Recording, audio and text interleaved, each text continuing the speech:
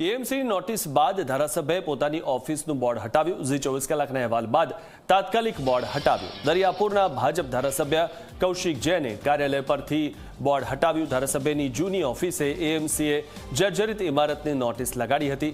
Rathyatra route પર આવતા જર્જરિત બાંધકામને નોટિસ અપાઈ હતી। તો ઝી 24 કલાકના અહેવાલ બાદ તાત્કાલિક બોર્ડ હટાવ્યું છે। એએમસીની નોટિસ બાદ ધારાસભ્યએ પોતાની ઓફિસનું બોર્ડ હટાવી લીધું છે। જ્યાં સુધી મીડિયામાં કોઈ પણ સમાચાર પ્રસારિત ન થાય ત્યાં સુધી કોઈ જ કામ થતું નથી।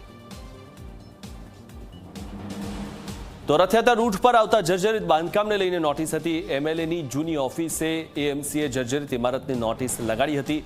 એએમસીની નોટિસ બાદ ધારાસભ્યએ પોતાની ઓફિસનું બોર્ડ હટાવી લીધું છે।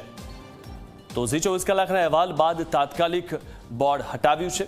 અને ઉલ્લેખનીય બાબત એ છે કે રથયાત્રાના રૂટ પર જે પણ જર્જરિત ઇમારતો હોય ત્યાં નોટિસ લગાવવામાં આવતી હોય છે। અને સૌથી મહત્વની વાત એ છે કે એમએલએની જૂની ઓફિસે એએમસીએ જર્જરિત ઇમારતની નોટિસ લગાડી હતી।